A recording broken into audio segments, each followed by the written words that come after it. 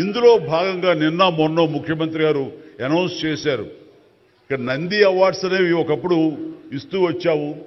Nandi awards అనేది తర్వాత అదేదో గత చరిత్రలాగా అయిపోయి మాకందరికీ చిన్న డిసప్పాయింట్మెంట్ ఉంది అటు ఇరు రాష్ట్రాల్లో కూడా. అరే కళాకారులు ఇంత నెగ్లెక్ట్ చేస్తున్నారు, ఇంత నిర్లక్ష్యం పరుస్తున్నారు, ఎందుకు ఉత్సాహపరచట్లేదు? అది పెద్ద గొప్ప విషయం కూడా కాదు అది. అండ్ అది ఇస్తే కనుక చాలామంది చాలా ఉత్సాహం ఉంటుంది, ఆ ప్రోత్సాహంతో మరింత ముందుకెళ్తారు. తద్వారా ఎన్నో సినిమాలు కానీ నాటకరంగం కానీ ఇవన్నీ అభివృద్ధి చెందుతాయి. తద్వారా ఎంతోమందికి ఎంప్లాయ్మెంట్ కానివ్వండి, ఎంతోమంది ప్రోత్సాహం కళాకారులు ఇంకొంచెం రావడం కానివ్వండి. ఆ రకంగా ఈ రోజును చూస్తే కనుక మన సినిమాలు ప్రపంచవ్యాప్తంగా ముందుకెళ్తున్నాయంటే అలాంటి ప్రోత్సాహం, అలాంటి ఉత్సాహం ఉండబట్టే. సో ప్రభుత్వ పరంగా కూడా అలాంటివి ఉంటే కనుక ఇది మరింత ముందుకెళ్ళడానికి అవకాశం ఉంది. అది గుర్తెరిగి ఈ రోజున ఆ అవార్డులు మళ్ళీ మనం రెజ్యూమ్ చేస్తాం, మళ్ళీ తిరిగి మళ్ళీ ఇస్తామని ఆ నిర్ణయం తీసుకోవటం, దానికి పేరు ప్రజా గాయకుడు. జీవితం అంతా కూడా రెవల్యూషనరీగా మార్పు తీసుకురావాలని ప్రయత్నించే నిరంతర శ్రామిక కళాకారుడు శ్రీ గద్దర్ గారు. గద్దర్ గారి పేరున అవార్డులు ఇవ్వటం అన్నది ఎంతో సముచితం, ఎంతో ఆనందం, ఎంతో ముదాహం. అలాంటి నిర్ణయం తీసుకున్నటువంటి మా ముఖ్యమంత్రి రేవంత్ రెడ్డి గారికి, వారి సహచర్యులకి నేను మనస్ఫూర్తిగా నా హృదయ ధన్యవాదాలు ఈ సభాముఖంగా తెలియజేస్తున్నాను.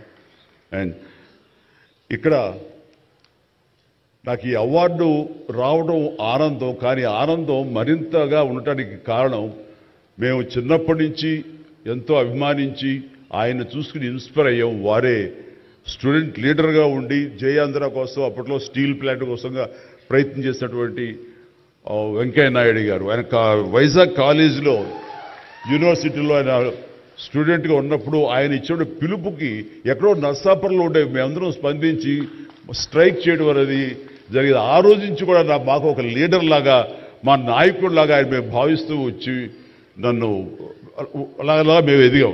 ఆయన అప్పటి నుంచి అబ్జర్వ్ చేస్తూనే ఉన్నాను. ఆయన వాగ్ధాటికి నేను పెద్ద ఫ్యాన్ని. ఆయన మాట్లాడే మాటలు అలాగా నోరు వెళ్ళగట్టి చూస్తుంటాను. ఇప్పుడు కూడా అదే ఎదురు చూస్తాను. ఆయన ఎంత ఓపికగా మాట్లాడతారో తెలియదు, కానీ డెఫినెట్గా అలరిస్తారంటూ ఎలాంటి సందేహం లేదు. సో ఆ రోజు నుంచి ఈ రోజు వరకు కూడాను ఆయన రాజకీయంగా ఒక హుందాతనంతో రియల్ స్టేట్స్మెన్ ఇన్ పాలిటిక్స్ అన్నది ఆయన నిర్మాణాత్మకంగా అలా ముందుకెళ్తూ ఈ రోజున అత్యున్నతమైన పొజిషన్ మాజీ ఉపరాష్ట్రపతిగా ఆయన నిర్వహించి తన బాధ్యతలు చేశారు. కానీ ఆయన ఎప్పుడూ మదనపడుతుంటారు. నాతో కూడా ఆయన షేర్ చేసుకున్నారు.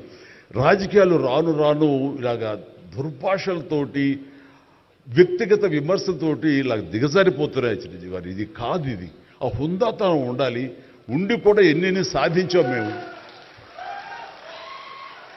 అది ఇదవుతున్నట్టు ఎంత మదన పడుతున్నారంటే వన్ కూర్చున్నప్పుడు ఆయనతో నాతో చెప్పినప్పుడు ఇప్పుడు కూడా అలాగే అయిపోతుంది. అలా అవ్వకుండా ఉంటే బాగుంటుంది అంటే, అలాంటి అవ్వకుండా ఉంటే బాగుంటుందన్న ప్రయత్నంలో నేను కూడా మిమ్మల్ని ఇన్స్పిరేషన్గా తీసుకుని నేను వెళ్ళినవాడేనండి. కానీ ఆ ధాటికి, ఆ మాటలకి, మాట పడటం, మాట అనటం ఇది నా వల్ల కాదు, మీలాగనే. కాబట్టి నేటి రాజకీయాల్లో మనం ఏమైనా అన్ఫిట్ అంటారా? లేకపోతే మనలాంటి వాళ్ళు ఇలాగా ఎగైన్ ప్రతిసారి ప్రతి చోటని చెబుతూ ఉంటే ప్రజలు వాళ్ళు మోటివేట్ అయ్యి అలా దుర్భాషలాడి రాజకీయంగా వ్యక్తిగతంగా విమర్శ చేసే వాళ్ళు కానీ తిప్పి కొట్టగలిగితే ఖచ్చితంగా మీరనుకున్నది నేననుకున్నది జరిగి తీరుతుందండి.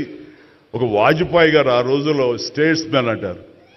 ఆయనలాగా మళ్ళీ అంత హుందాతనం మళ్ళీ మనం ఈ రోజున మనం వెంకయ్యనాయుడు గారిలో చూస్తున్నాం. అయితే ఆయన రాజకీయంగా కొంచెం విశ్రమించారు కాబట్టి ఈ రోజున ప్రజలే ఆలోచించుకోవాలి.